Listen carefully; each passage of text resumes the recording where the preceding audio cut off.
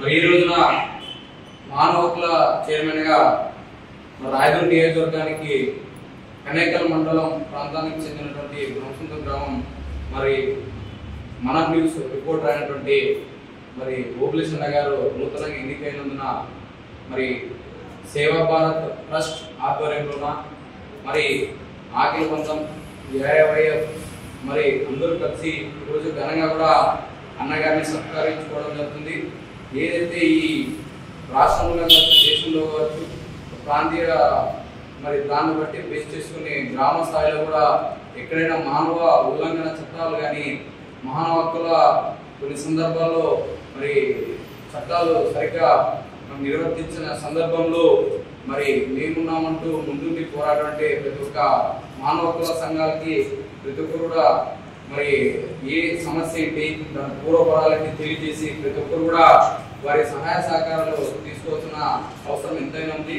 దీన్ని అందరూ గమనించి మరి ఈ రోజున మా అన్న దాదాపు 8 సంవత్సరాల్లో పోరాటానికి మరి ఎన్నో చేసినటువంటి కార్యక్రమాలకి నిదర్శనంగా ఈరోజు మరి రాయదుర్గకు సంబంధించి ఒక తాలూకా చైర్మన్ అవ్వడం అంటే మరి అంత చిన్న విషయం అయితే కాదు.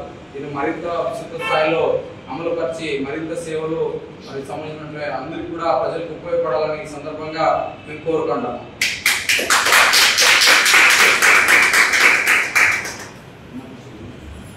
ఏదైతే మానవ హక్కుల సంఘం సంబంధించినటువంటి గత 4-5 సంవత్సరాలుగా మండల కాంగ్రెస్ గా పనిచేసినటువంటి ఓబులేశన్న గారిని ఈరోజు ఏదైతే మానవ హక్కుల సంఘం సంబంధించినటువంటి రాష్ట్ర నాయకులు కావచ్చు అదేవిధంగా వాళ్ళందరూ కూడా ఈరోజు అన్నగారిని నియోజకవర్గ చైర్మన్ గా ఎన్నుకోవడం జరిగింది.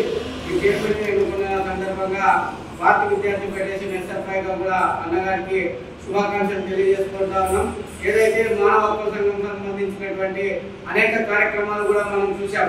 అన్నగారు ఒకటే కాదు, అన్నగారు వాళ్ళ సతీమణి కూడా అనేక కార్యక్రమాల్లో కూడా మానవ హక్కుల సంఘం నుంచి అనేక పోరాటాల్లో కూడా పాల్గొనడం జరిగింది.